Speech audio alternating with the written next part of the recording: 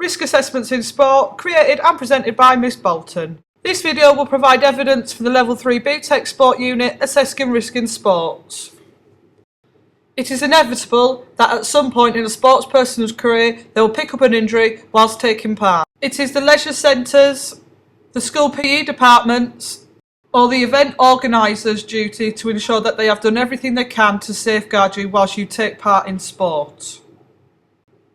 The main element of safeguarding comes through the completion of a risk assessment. The aim of a risk assessment is to eliminate something that has the potential to cause harm, otherwise known as a hazard. It is designed to minimise the likelihood of harm occurring, known as the risk, and most importantly, it is there to protect the participants from harm by following the risk assessment procedure and implementing changes. A risk assessment is a document that every member of staff needs to be aware of and have read. It is a working document and needs to be updated regularly, especially when there has been changes to the facilities. Risk assessments are specific to a sports facility. This risk assessment is specific for a sports hall and will identify hazards and risks specific to that area. You would need to complete a separate risk assessment for your fitness suite or swimming pool, as the risk will be individualised to that area.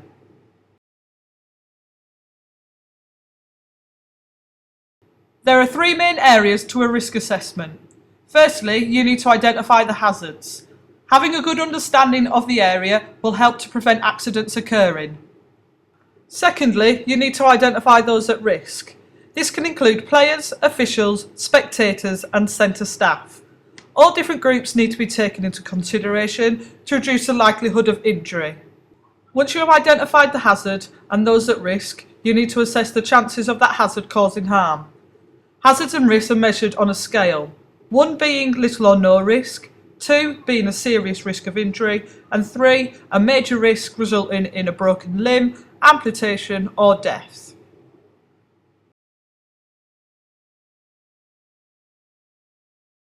Any risks that have been identified as a high risk will require immediate action. The outcomes could either be that the facility is unsafe to use, so you must close that area down, or the activity is perceived to be too dangerous, so you cannot offer that activity.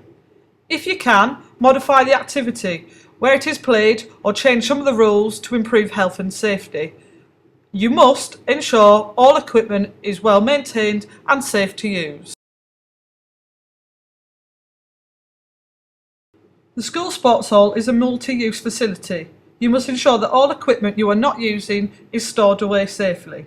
At the moment, the only people that could be at risk are the players. The hazard in the photos are: the football post leaning against the wall is a slight risk as it is not secure. Someone could injure themselves if they knocked into it. All that needs to happen is for them to be secured to the wall or stored away in the cupboard. The cricket nets are also stored in the blue holder. These are perceived to be a very low risk as they are stored away neatly and out of the way.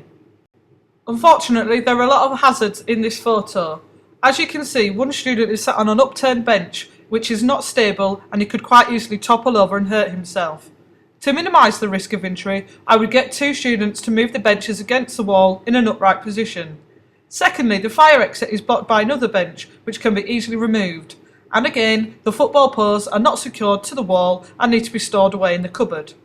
These changes need to happen before an activity starts, so to ensure a safe environment for the students to play in. We are extremely lucky to have a 3G Astro at our school, and to maintain the facility there are rules that all users have to follow, and they are clearly identified on the gate. Health and safety should be improved by setting these rules, as it will minimise damage and wear and tear to the equipment. When on the Astro, you can play 5-a-side or 11-a-side football. When playing 5-a-side, centre staff need to ensure that the goals are weighted down to stop them falling over. If done correctly, it will reduce the likelihood of harm down to a rating of 1. But as you can see, staff have not followed procedures correctly, and because of this, the risk of harm is increased to a 2 or 3, where the weights and goals are the hazards, and a player can risk concussion or being trapped. The Astro has been designed to allow a run-off area. This is so that when you're playing a full-size game and you cannot stop your momentum, you can slow down safely without running head-on into the fence. When playing on a full pitch, you must make sure that all other equipment not being used is moved to the outer edges. This will minimise the risk of harm to 0 or 1. A well-maintained fitness suite can be a safe area to use. Firstly, when designing the layout, you must ensure enough space between the machines for people to safely use them. Designers need to identify clear areas for cardio and free weights. When on the treadmill, you must attach the red emergency stop clip, so if the machine is going too fast or you feel faint, the machine will automatically stop. This greatly minimises the risk of harm from a 3 or a 4 to a 1. Free weights must be used and stored in a specified area. After use, it is good etiquette to put all your equipment back, but staff should also maintain standards by keeping these areas clear. Not doing so increases the likelihood of harm to all users to a 3 or a 4 where serious injury could occur. As part of the BTEC Sports course, we went on a trip to the Aston Villa ground. On a match day, Aston Villa can expect up to 40,000 fans. Therefore, health and safety is paramount to ensure everyone from the fans, the matchday staff and players are safe to enjoy their afternoon. After the Hillsborough disaster, all football clubs had to change the way their fans entered the stadium. At Aston Villa, fans are directed on their tickets to which turnstile entrance they have to use and to enter the stadium. This prevents large number of fans using the same entrance and reduces the likelihood of harm from a 4 to a 1. Spectators are directed to a specific seat for the game. This prevents overcrowding and minimises possible injuries. Seats are set in rows and fold up when not in use to maximise the space hundreds of fans have when getting to their seats. Each section will have a matchday security staff to maintain order and to minimise any health and safety issues. Aston Villa maintain impeccable health and safety standards which are based on an up-to-date risk assessment.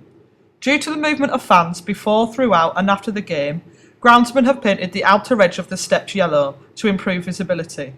On a match day, this is vital because if someone trips, they could hurt themselves, but it could also cause other risks and hazards for the other hundreds of fans. Doing this reduces the likelihood of an injury from a 2 to a 3 to a 1. And if an injury does occur, there are designated first aiders and treatment rooms throughout the stadium. Mike Foster, the secretary for the Premier League, has made it clear that all players must follow strict rules on the amount of jewellery worn during the game. The Premier League have showed a clear understanding that wearing jewellery can cause harm to players. Officials checking players before the game will reduce the likelihood of an injury occurring to a 1 and reduce the type of injury from a 2 to a 1. This video set out to show that all people involved in sport are responsible for maintaining the safety of everyone involved. The easiest way to maintain high standards and to reduce injury or harm is to inspect the facility before use, make the necessary changes or decisions to improve the safety for all and follow the centre's risk assessment procedures.